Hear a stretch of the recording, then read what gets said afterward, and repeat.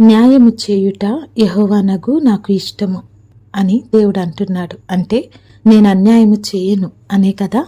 దేవునికి ఇష్టమైన పని ఆయన ఖచ్చితంగా చేస్తాడు. ఆయన అన్యాయము ఎప్పుడూ చేయడు, ఎవరి జీవితంలో చేయడు, జరగనివ్వడు కూడా.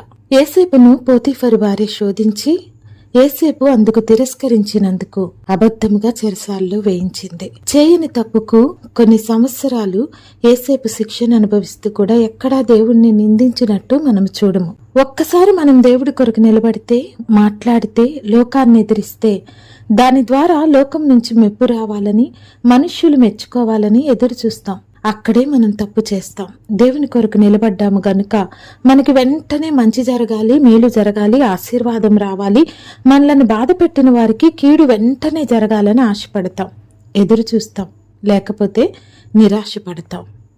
ఇది నిజంగా సరైన విషయమేనా? న్యాయం చేసే దేవుడు తగిన కాలమందు ఖచ్చితంగా చేస్తాడైతే నువ్వు ఆయన కొరకు ఎదురు చూడాలి. కాలములు, సమయములు దేవుని ఆధీనములో ఉన్నాయన్నది మర్చిపోకూడదు. ఈరోజు జ్ఞాపకం చేసుకో. దేవుని కొరకు నింద, శ్రమ, అవమానం అనుభవిస్తున్నావా? అవహేళన చేయబడుతున్నావా? ఎగతాళి చేయబడుతున్నావా?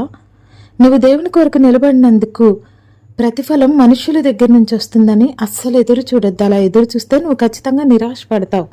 ప్రతి నిమిషం ఆయన చూస్తున్నాడు. తగిన కాలమందు నీకు ఖచ్చితంగా ప్రతిఫలం ఇస్తాడు. ఎందుకంటే ఆయన న్యాయము చేసే దేవుడు. కృంగిపోకు. ఆయనకు న్యాయము చేయట ఇష్టము గనుక తప్పకుండా న్యాయమే గెలుస్తుందని జ్ఞాపకం చేసుకో.